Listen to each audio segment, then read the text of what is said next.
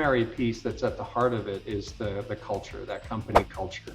And that's something that scales up, it scales down, and it moves seamlessly through generations.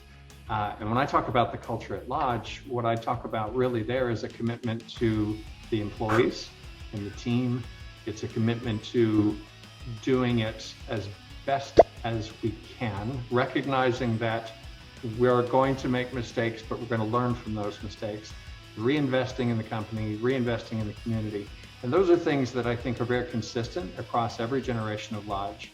And they're things that were embedded in my DNA, my business DNA, as it were, when Lisa and I went to launch our own business. So those are things that I'd like to think, people would say about our company as well.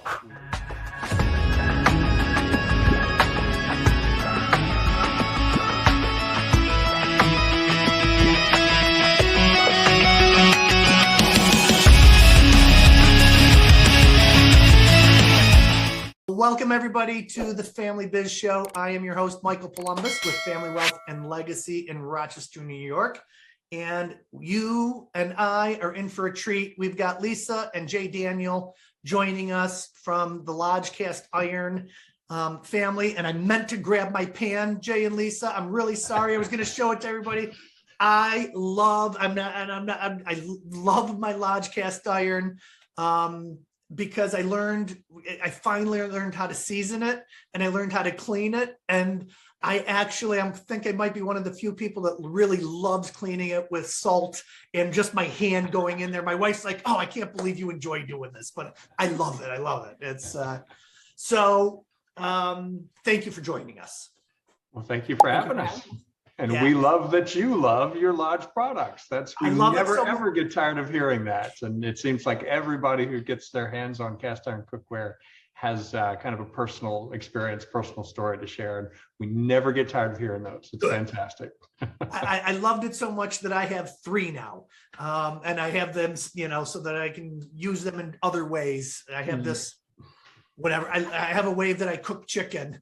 And it works best in the Lodge Cast Iron because I get a nice seal on it, and it just cooks it and keeps all the juices in. We're not here to talk about that. But I am hungry. I should warn you, Michael. I am hungry.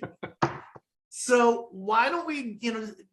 What I've learned is that people are drawn to the family business in different ways and different pathways. It's not always a straight line, and if I'm not mistaken, it's not a straight line for either of you. So talk about that a little bit, if you don't mind. Sure. I guess I'll jump in and go first. So my mother, in the household that I was brought up in, the business, the cast iron foundry, was always a part of the fabric of the family. My grandfather, mother's side, was president of the company for a period of years. And, we would take summer vacations from where we lived at the time in Pennsylvania. We'd go back to, the family roost in South Pittsburgh, and we'd have a chance to tour through the foundry and see what it was all about. So from the times that I was very little to the time I was a teenager, I actually received my first couple of shares, started attending meetings. At the meetings, you have opportunities to ask questions of the executives. And at the time, a lot of the executives were cousins and uncles. And so eventually one night, I think it was about 2006, I got a phone call. They said, "Jay, we're interested in including some folks from your generation." And I'm in the 5th generation of Lodge Kellerman family. And they said, "We're, looking around at you, and we're looking around at your cousins. We see you've started and successfully operated your own business for a period of time. We'd be interested if you might like to be one of our candidates for the board of directors." I didn't hesitate, updated my CV, got it to them the next day, and was elected that June. And it's been a wild ride. I like to think that I am contributing now at least as much as I'm taking away, but I would be the first one to admit in those early years, I would say probably from about 2006 to maybe 2011, 2012, I was mostly there getting an education, learning and listening and forming my own opinions. and it takes a little bit of time, but now I think I'm at a place where I've earned my spot at the table, and I'm contributing. Great. I appreciate that, Jay. Lisa, tell us about your journey thus far. So my journey, I grew up in a very large family in rural Pennsylvania. And unlike a lot of your listeners, I wasn't born into a family business, but I like to joke that I was born into the business of family. My mom is the most incredible, selfless person that I know. And she made it her business to ensure that all 9 of her kids grew up confident that they could do anything that they wanted in their life. And, you know, she made sure we knew the role that we all played in each other's success. So connecting each other was just her passion, and that has followed through with me. My introduction to Lodge Cast Iron was Jay and I got married in 1994 in Pennsylvania, and I had become close with his mom and his brother, but I hadn't yet met this whole giant extended lodge family. And so on my wedding day in Pennsylvania, a bunch of uncles drove up in a pickup truck and delivered me my first set of cast iron cookware. And I was instantly hooked on the cast iron and the family too. The aunts, the uncles, the cousins, that was just, was what I was used to, big family. It was, you know, I loved it. I loved that Jay's family shared that with my family, that they were all connected. So my first actual introduction to the foundries and the extended family in Tennessee was in 1996, shortly after our wedding. We went there, and it happened to coincide with the 100-year celebration of the company. So what a great time to come and see all the people and what they were doing and meet everyone. And the family gets together every year still to this day. And you know, that for a long time, that was my commitment to the lodge, was just kind of out there on the periphery. I went to the annual family meetings and I talked to people and I met with people, but I wasn't involved in any meaningful way with the business. Where my involvement came about was about 5 years ago. The company came up with the idea of doing a family council. And that coincided with the time where our own kids were going off to college, and I had a little bit of extra time. And so I have really enjoyed committing some of my time to these projects that we've done with the Family Council that we'll kind of touch on a little bit. So for me, it was definitely more of a winding path.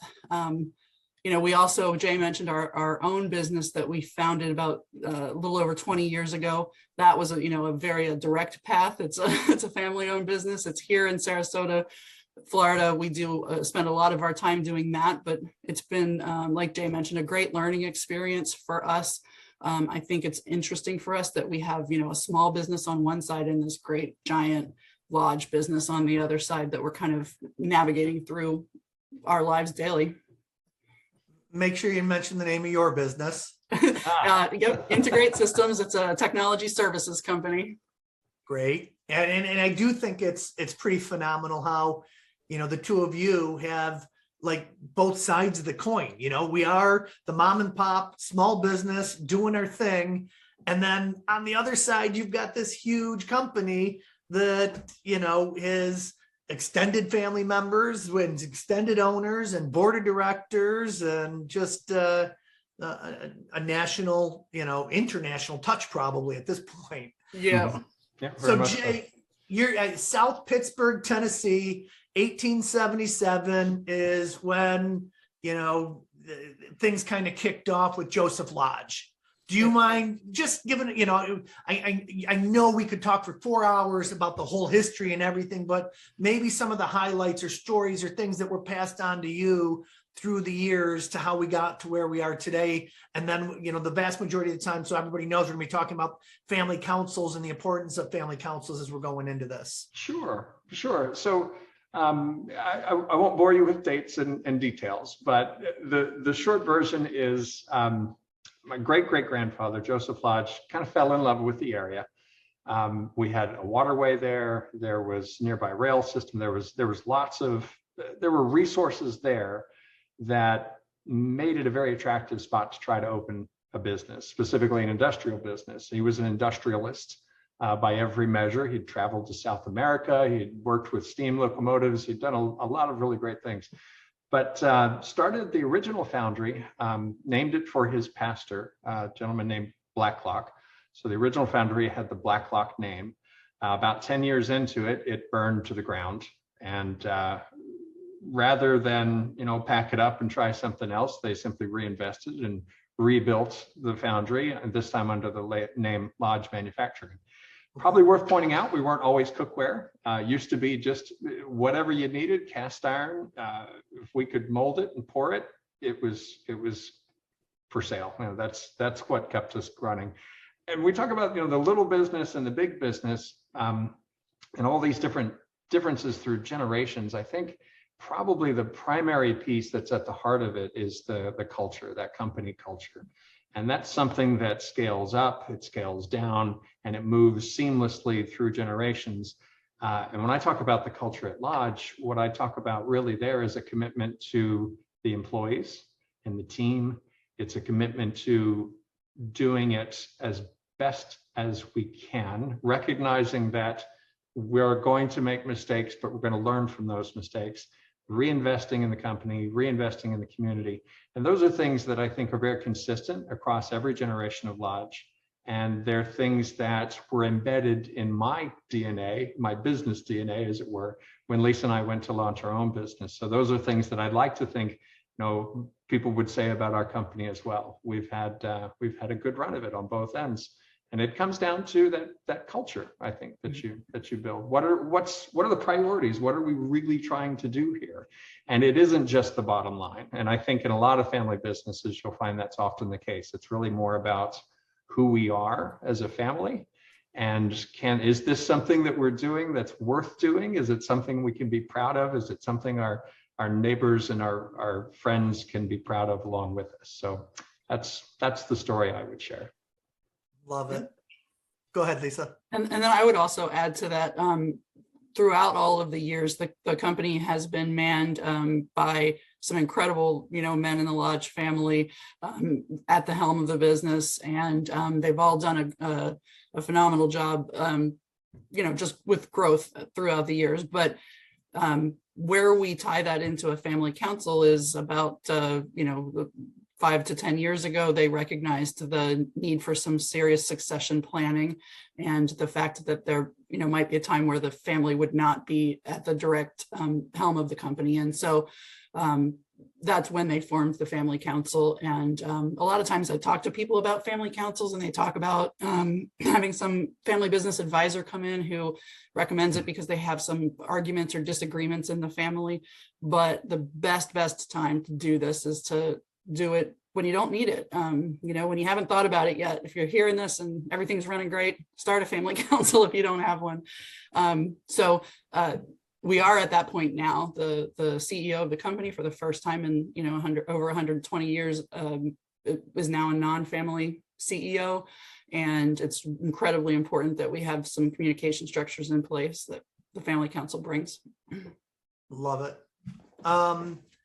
Something that popped into my head, and of course it's now looking at the history. Jay, you said they didn't know it was just a foundry and they would anything that was cast iron. So I mean, it's interesting. I would tell anybody that if you have a Lodge cast iron pan, go to the Lodge website and take a look at the history.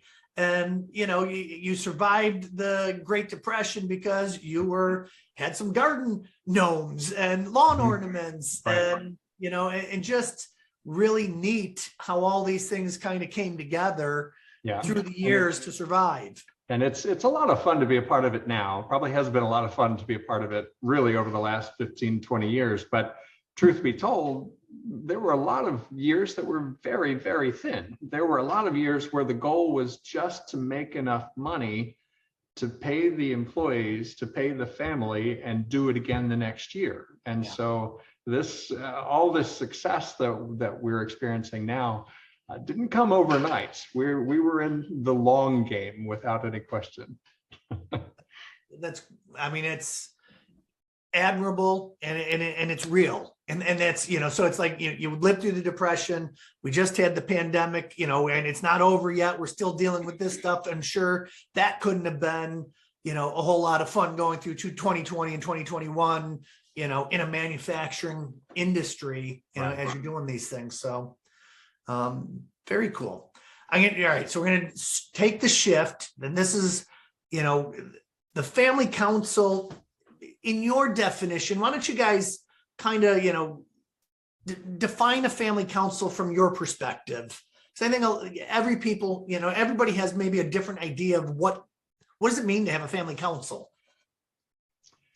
So there are any number of articles that we read in preparation for launching our family council. And it's, Lisa, I think gives the board a little too much credit when she says that we came up with this. And we had advisors all along the way. What we had identified as a threat, of course, was our succession or lack of succession planning.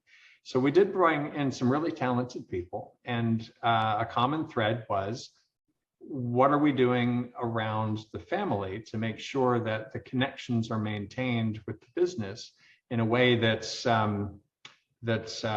preemptive, if you will, to make sure that all the communication is present and that the family feels that as we make these transitions, we're not looking at additional risk.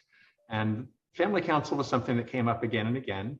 It was something that we introduced to our shareholders doing a shareholder meeting. I had a number of family come to me after the meeting and say, I just don't get it. What is it you're trying to do? What is it you're trying to do?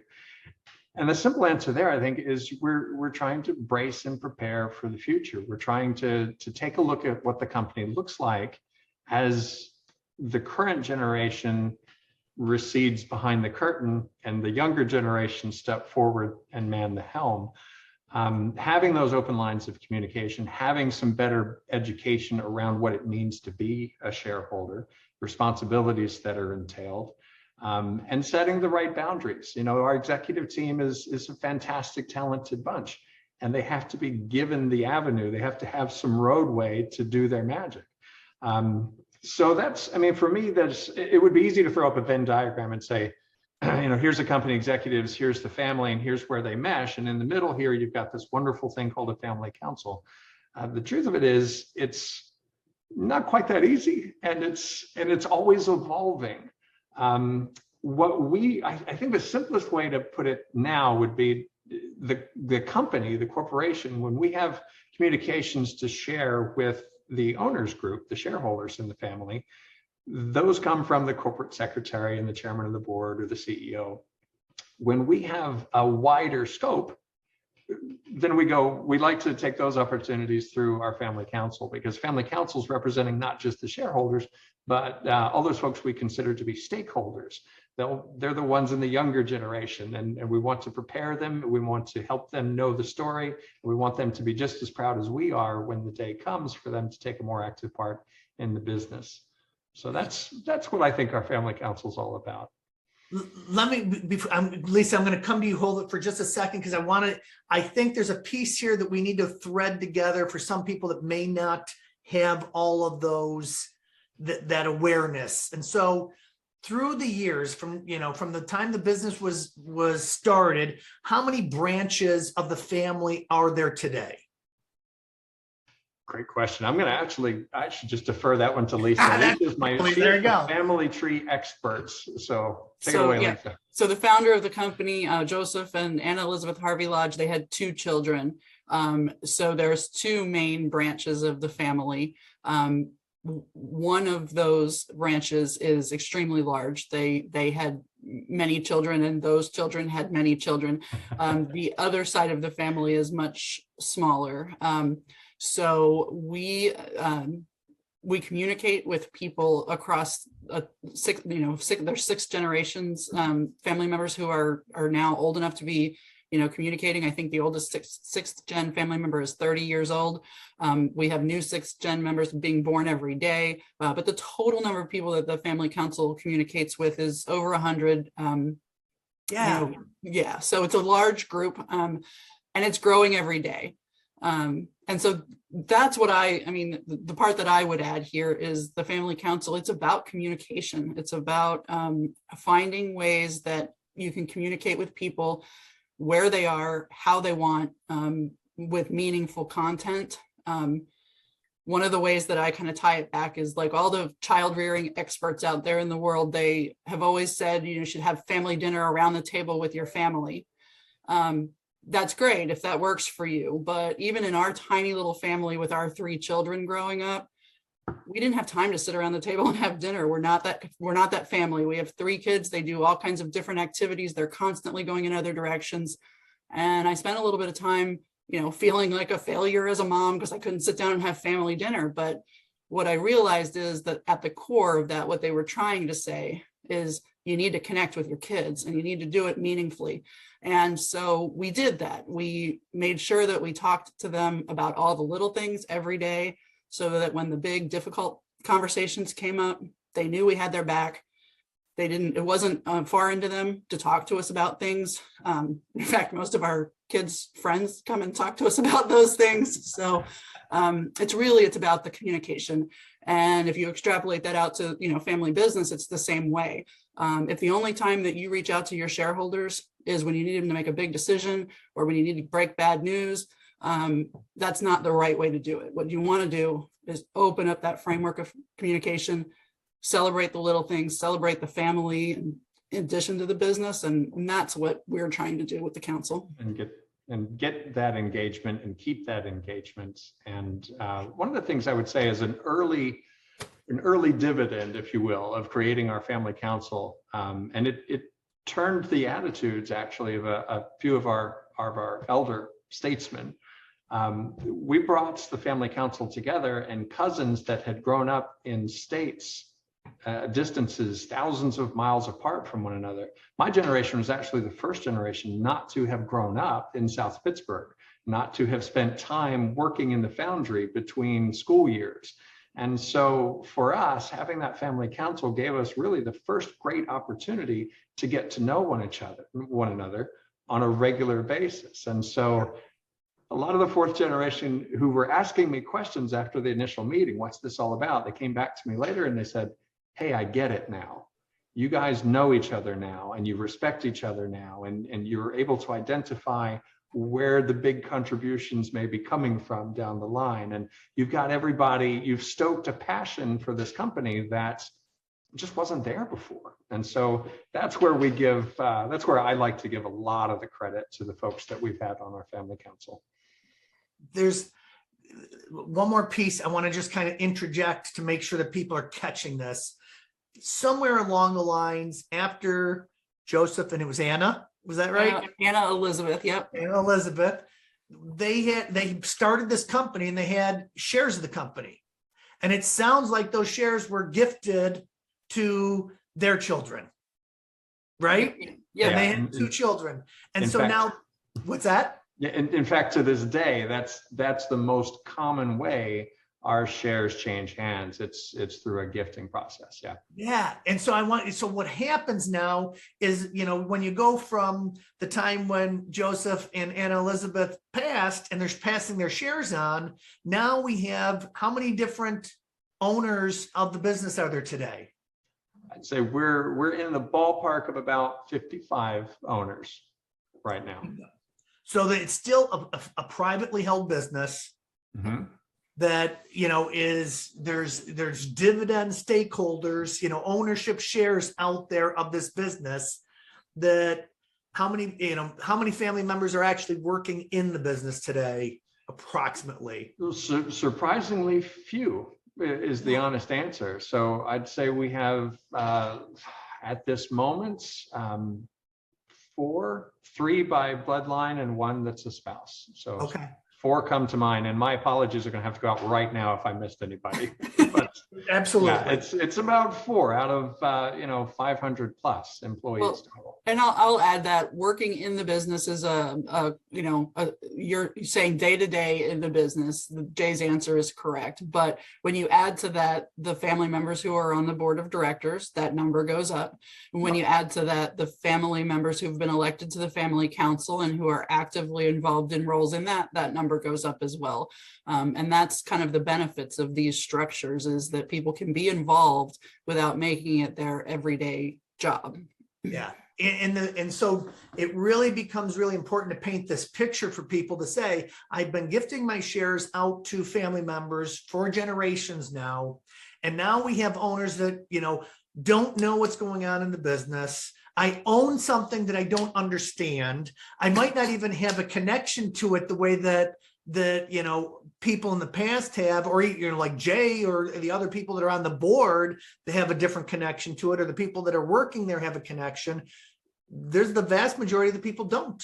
And so so now I hope that this is painting a picture for those of you who are listening to say, this starts to make sense, because for a lot of families, you might be passing it from one generation to the next, and you're passing it from 3 family members to 5, or 3 family members to 6, or 2.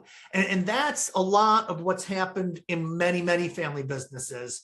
But for those, that are out there where you have the success and you have large numbers happening, and where the family branches off and you have been doing that for years, it gets complicated, doesn't it? Yeah. And like Jay said, I mean, the key to all of that is keeping people engaged while they're not there every single day. And that's how you maintain these large numbers of people with ownership shares that they're not involved in the everyday business. It's critical, it's crucial, it's a risk to the business, frankly. If the shares pass generation, there's fewer shares, obviously, to go to each recipient. And so there's a natural dilution that often occurs as well. And so what you don't want to end up with is a multi-million-dollar company that has a bunch of disillusioned or disconnected owners. That is not good for the company. So we're very happy that we got the Family Council launched at the time that we did. There are, of course, things that you couldn't read in books at the time, some things that we navigated that some of which we're still navigating today, some roadblocks, some obstacles to get through. But as long as everybody's pulling in the same direction with the same end goal, which is what's best for the family, what's best for the company, then these things are bumps in the road. We get through them, we get over them. Yeah.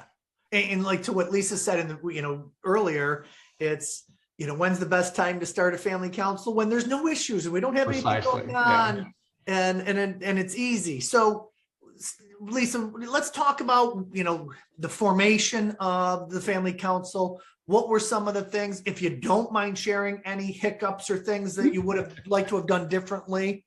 Sure. So the board of directors, decided this would be a great idea to do the family council. They pulled in a couple of family members as an interim family council with the goal of, looking into this, figuring out some of the governance and the logistics of it, and, moving forward from there. So they spent the first maybe 6 months or so gathering that together. They wrote their bylaws and their charter, and they started down this path. But I think as a hiccup point in hindsight, I don't think that anybody had a real clear idea of what the long-term end goals of it were. And again, it could have been because we didn't have any issues we were trying to solve. So when you're not trying to work to solve an issue, it's harder to figure out where you're going.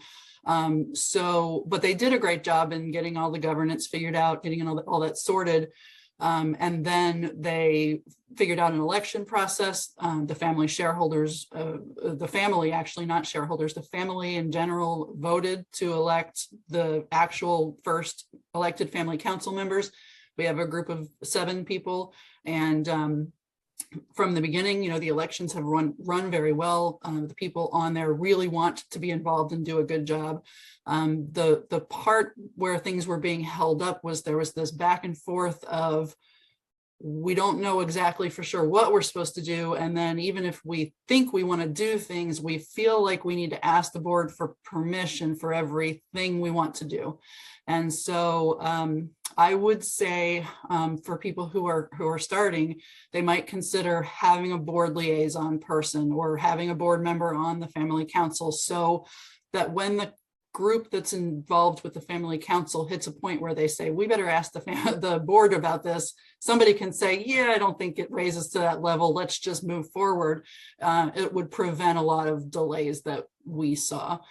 But we did move on, and we saw some of those challenges. I saw, kind of in the background, I sat in this really unique position because I was really intrigued by the family council, and I went to all their meetings and I saw all the things they were doing. But then being married to a board member, I was also hearing this murmuring off to the side of, when are we going to see progress? What are we going to, what's going to happen here? And so I recognized that you can empower people to talk about family all day long. If you're not talking about business matters, they can do whatever they want to do, right? So we jumped in, we gathered all of the contact information for all of the family. That was key, making sure we know who we're communicating with, who they are, where they live, all of that information. We wanted to get people's attention and get them interested. So we created a digital family tree. People can log in, they can look at it, they can see biographies of family members, all of that kind of fun stuff that, the family council can do. In that communicating, when that happens, then we can move forward to things like helping them, educate them about family businesses in general, not even specifically, let's look at the lodge financial statement. How about let's learn to read a financial statement? Let's, so that's what we're working on right now. We've done a lot of the family connections already. We do a great family newsletter. We've got a cousin who puts together our Cast Iron Cousins newsletter every quarter.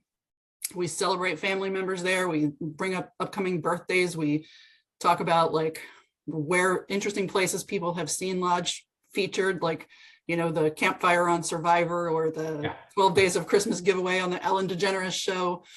We can celebrate all that stuff together without any limitations. And then we can work with the board to come up with this deliverable about educating the family members about businesses in general, and then educating the shareholders about lodge business specifically. Got it. Yeah. Events planning is the only thing I would add to that list. So we come together as we have since I was a little boy for an annual shareholders meeting. And it used to be in the fall. We've shifted it to the summer so that we can get younger people engaged. It used to be a single afternoon. Now it's the better part of a weekend with events that our family council helps stage and put together. And it gives us a lot more opportunity to spend time with one another and learn more and more about the business. So the event planning piece was something that got launched, I think, pretty early on. And it's grown to a point now where the executive team and the family council, the elected family council members, will hold planning meetings as we get closer and closer to the date. So there's a lot of value there. There's a lot of value there for sure. When you look at the things that you've done since starting the family council, what are some of the things that surprised you the most in terms of the impact that it had, that maybe you were like, we're supposed to do this, but you didn't realize you were, maybe it worked better than you anticipated? So from my perspective, I'd say I was surprised in, I went into it expecting to have a difficult time communicating well with our, I call them our well-seasoned generation. So our older generation, I knew that technology might be an issue and that they might have some resistance to what was happening in the family council. And I think the rest of the family council members shared that concern. I was not prepared for the difficulty communicating with the younger generation. I thought we would be able to engage them a little easier. And what we found, we did a lot of, asking questions. What are we doing wrong? Why aren't you communicating with us? And I think what we found is that we have to recognize that people across all ages and demographics, it's not even really age related, just people in general communicate in way different ways. We have these, 20 and 30 somethings who all of the information that they take in a specific day is from a handheld device in their hand. It needs to be in a format that they can find on their social media channel that gets hand delivered in front of them instead of waiting for them to go click on it. And so we're working on, communicating more on our, family Instagram channel and things like that for those people. And then we're communicating with people that range from 80 years old to, toddlers. So for some people, we know the only way we're going to get their attention is if we physically put something in the mail and send it to their address so they can go get it out of the mailbox. So we do that too.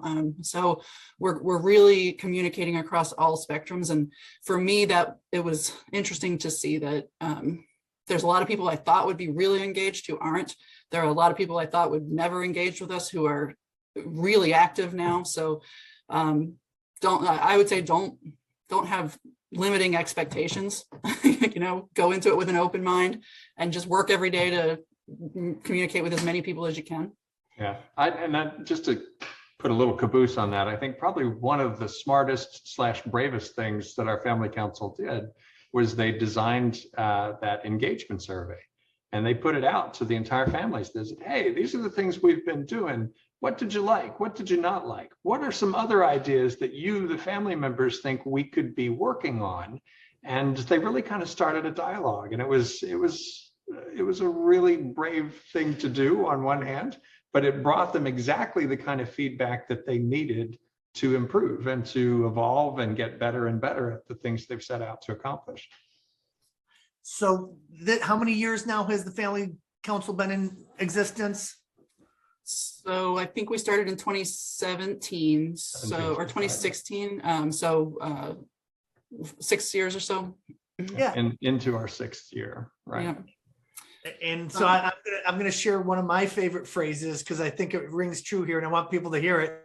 Progress, not perfection, right? Yeah. Amen. Yeah. Amen to that. I like to say that if your family council is doing everything you want it to do, you aren't thinking broadly enough. Not thinking big enough, right? You need to, it'll never be finished. And I recognize that there will be programs that we launch that we put a huge amount of time into that fall by the wayside because something new and better and bigger or different will take its place. There's not part of the problem here that we encountered is, like Jay mentioned, there's not a template for this. There's not the Lodge family needs to do these things because the Lodge family is different than every other family out there. So some big picture overview at the top of, these are the things that make our family unique. These are our family values that we want to celebrate. These are the things that we want to do that, maybe another family wouldn't do. A couple of times I've talked at the family events and people are always like, give us some specific examples of things you've done. And one of the ones that makes everybody laugh is the annual family swim. And it's during our family gathering, we all jump into the Tennessee River and I joke around that depending on who you are, it's either a race or it's a nice leisurely float down the river. But we do that in honor of one of our founding family members who ran the company. And it was a running family story that he would, on his lunch break, he'd strip off his clothes and swim across the Tennessee River and back, and that was his lunch break, and get cooled off and go back in. And so we celebrate that as a family in a fun way, but so finding ways that you can take your family history and bring it to life for people is something that I just think it goes a long way. We've got a lot of interesting things we do, but there's not a template. There's not somebody out there that can tell you do these 5 things and you're going to have a great family council. It's navigating your family Some of these people may already communicate with everybody in the family effectively, and the communicating is not the piece, but it's more about what you choose to share and celebrate. Others might need to go back to the drawing board and find those phone numbers and email addresses and figure out who lives where and all of that. I love it.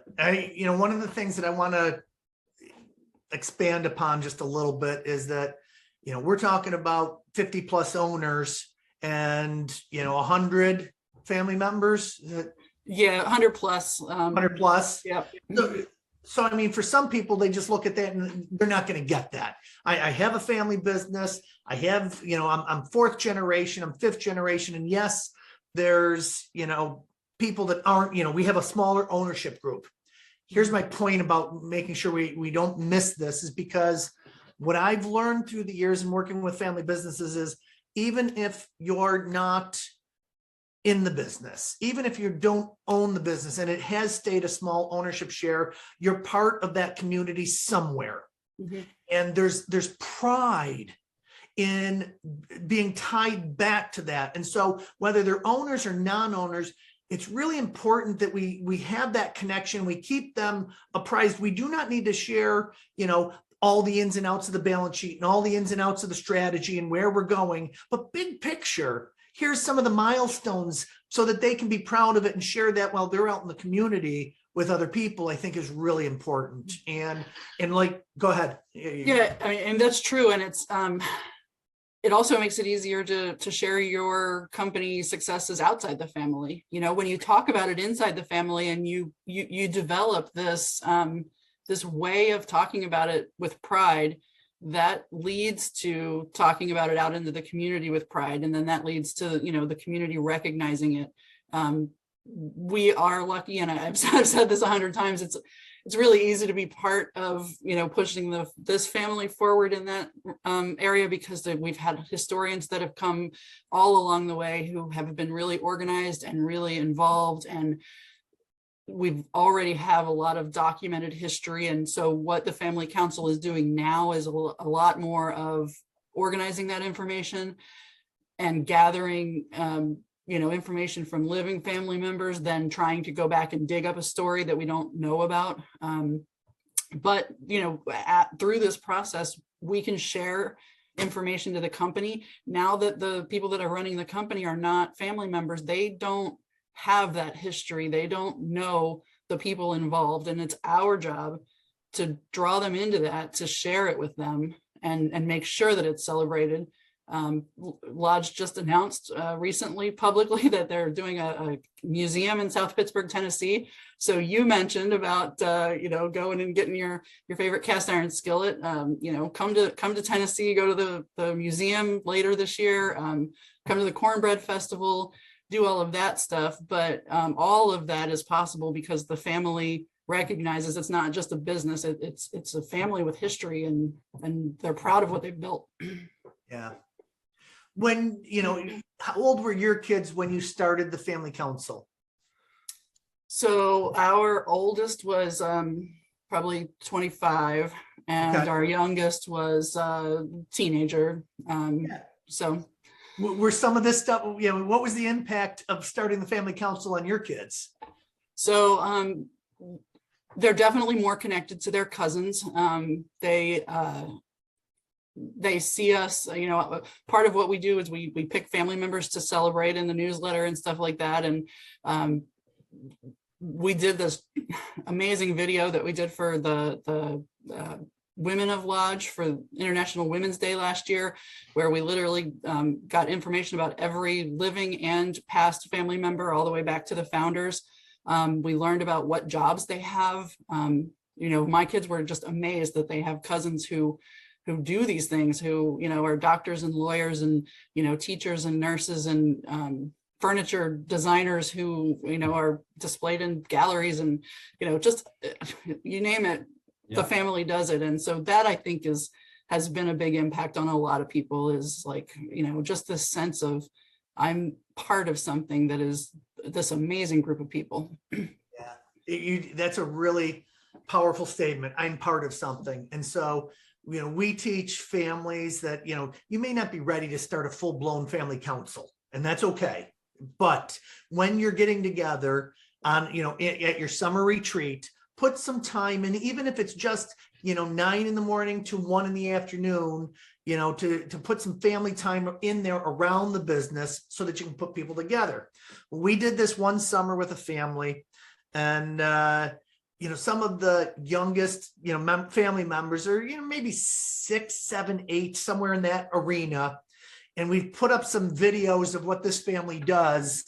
And this little girl says, "Who does that?" And so the family had to tell her, we do that. And it happened to be a wrecking company. So we're, this great thing of this building coming down, and it was great. And so then, one of the exercises that we put together was, we had some of the middle generation, we'll call them, the rising generation that are coming into the business, pretend to be a building or a bridge. And then the 6 and 7 and 8-year-olds come down and say, what would you do to take this thing? And you'd have things like, I'd use my superpower of this, and I would just blow the bridge down. And it really started to connect them, like you said, in a way that was different. And some of these kids didn't live in the town where they were doing the work any longer. And it changed. The other thing that they did, and I'll share it with you, is that, again, young kids, they would, to get them started early, she would say, in the last year, because their family only gets together once a year, what did you do? And so they would set up, all the kids under the age of 10 with, a great big poster board with glitter and markers and crayon and paints, and they could put pictures together of what they did. And each of the kids would then come up and take a moment to say, what I did. Now, I don't know if you can do that with, you've got 75 young kids, or 30 young kids, whatever that you are. But it was just, to your point, Lisa, is the fact that there is no right or wrong. You get to write your own rules about how to do this. It's about celebrating the family. Exactly. And when it's not tied to specific business things, you can do whatever you want. You can make it how you want. I mean, one of the questions that we asked on our survey that went out to include people in the Women of Lodge video is, what are you most proud of in your life? And having that answer from ranges of kids, we asked that parents work with their children to make sure the answers we got were their answers. And so, and then if there were, that we were celebrating also the relatives who passed on, and we asked their children to write the survey how you think your mother or your grandmother would have answered these questions. And so we gathered these amazing things about, just the pride that people have, not in the business, but in what they did in their lives, and being able to celebrate that as a family. It all ties back to the business, because again, it's easier to have really difficult conversations with people who are good people, who you celebrate in other ways. And so it does all tie back, but having all of this connection and history, and that's really what I think the Family Council brings, that's just invaluable. Love it. Jay, from your perspective and from the board's perspective, here we are 6 years later. What are the impacts for the board? What does the board talk about from that, about the Family Council now? Well, it's as fate would have it, we're in the process now of nominating the next shareholder director. And among the things that are being discussed is a recognition, I think, that we have had a fair amount of exposure as a board to those people that volunteered and stepped forward to the Family Council. And so if it were not for that Family Council, our independent directors specifically would really be struggling to know who's who and what perhaps types of interest, what's the level of interest, what's the potential experience and skill set that these various shareholders might bring to a position on the board. And we're well into that curve now, because it turns out some of our best candidates have been those that were actively engaged in the Family Council. Not all, but a strong subset. And so, and that wasn't something, I wouldn't tell you that, we put that into, that wasn't one of the ingredients. It wasn't an end result that we had looked at. but it is definitely a valuable result that came out of the exercise. And so that's, and I'm sure there are many other examples, but that's the one that I'm spending a great deal of my time on these days. So that's the one that pops to my head. No, I love it. And you mentioned earlier that, being on the board, whoever comes onto the board new, it's not going to be, any impact on that board for 3, 4, 5, 7, 8 years. Like, there's a lot to learn being a board member on a company, especially one as diverse and as, the reach that Lodge has today. Right, exactly. Yeah. So it's every now and then I look in the mirror and I say, gosh, it's a good thing I got on the board when I did, because I don't know that I would have passed the mustard if we'd had all of this structure in place at the point where I was elected. Gosh, who knows if they even would have picked me. I'm so glad they did. I get it. I'm on the board of a small insurance company, property casualty, and the same thing, because you're just sitting there going, wow, there's New York State has an awful lot of laws for insurance companies. And so there's a lot to learn.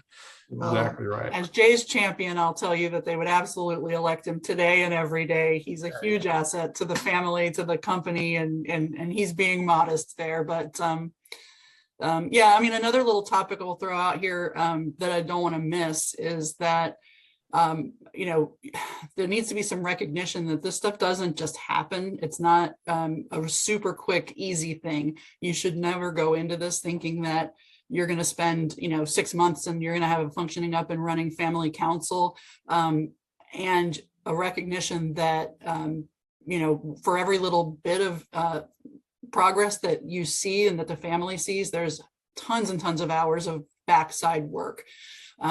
So Lodge does a great job. They pay a stipend to the family council members in recognition that there's a lot of time contribution there. It's not, certainly doesn't, probably it's comes not out going to replace probably comes out to minimum wage by the time nobody's going to quit their regular day job to go do this. It's not like that. Right. But there's a small stipend. There's some other benefits. They pay for the travel to the annual family meetings. If there are additional meetings in person, those travel arrangements are paid for. So you get to have a nice, weekend somewhere with your cousins, where you're focusing on work, but also getting to connect with each other. So having a budget for that is important. Also, the board has agreed to fund some educational expenses for members of the family council in recognition that, family business conferences are a great source of information for people who are in these roles. There's no better way to get information than, sitting here listening to this podcast or going and meeting other family members who are doing this every day. So those conferences have been invaluable to me, and it's great that the company is willing to pay, the family council members to do that. And then the biggest thing is just the kudos and saying, you guys are making a difference. That, that goes a long way. The recognition that what you're doing is appreciated by the family, by the board, by the company, that it's important to continue to make sure that happens and not focus on what hasn't been done right, work towards that, but celebrate all those things that do work well. Love it. No, and thank you for sharing that, because I think it's hard to envision what does this look like for the business side as well as for, the family side. So if you could go back 10 years ago, before the family council started, and you can now reimagine all of the, what you've been through, and you're now advising other families. What is some of the advice that you would share with other families that are in similar positions? They may not be in nobody's going to be in exactly the same position as you, but multiple family members, multiple generations, multiple ownership levels. What's your advice? So my first blush at that would be, again, look big picture, and think about what are the goals for you. Is it more important for you to well, and assess where you are. You can't really start a big project like this without knowing where you stand now. So are we a company who does not even know all of the relatives in the family? Are we a company that cares who those relatives are? Who do we want to communicate with? And what is our goal? I've been really lucky that Lodge has been very inclusive. Another thing we talk about regularly at family conferences is our spouse is going to be included. In the Lodge family, it has been historic that, family spouses are involved and included. In fact, all the way back to that second generation, it was, a spouse of the daughter of Joseph and Anna Elizabeth Harvey Lodge, who was instrumental in running the company. So assess, your company, who's involved, how much information you know about them, and then really be honest about who is willing to take on a role to make it better and how much you're willing to invest in making that happen. And then what goals you're working towards. It's all just a big project plan. Yeah. But when you said that, everybody's probably, or if you're not familiar with Simon Sinek, start with why, right? Yeah. Why am I doing this? What is the purpose behind all this? And if we understand that, then at least you've got a target to work back from. Right. Yeah. And I would add to that, because it's still something I think we struggle with a little bit, is put some thought into where the different silos of responsibility are going to be, and create some clarity around that, and where we finally landed, I think is where we need to be, which is business and shareholder communications are not the purview of the family council. That's coming from the board. That's coming from your CEO. Things like business education, event planning, business, opportunities in the business, all of those things, everything that the family might have an opinion on is the purview of the family council. And how these things kind of mesh together, it's going to be worth your time investment, I think, to really explore that with a couple of different examples and say, well, which silo might this fall into? Would this be a family council matter? Would this be a board matter? Get some clarity around that, but recognize you're going to make some mistakes and be willing to make those mistakes and learn from those mistakes. But yeah. Well, and right, like all the way back to that beginning comment of something that went wrong right from the beginning, not having a board member directly involved for us.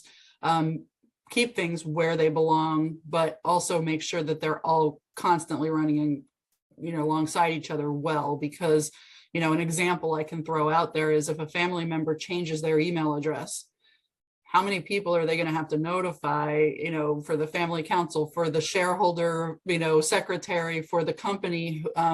The best way to make that happen is to know, when people make changes to certain things, they have one source of communication and it just magically happens.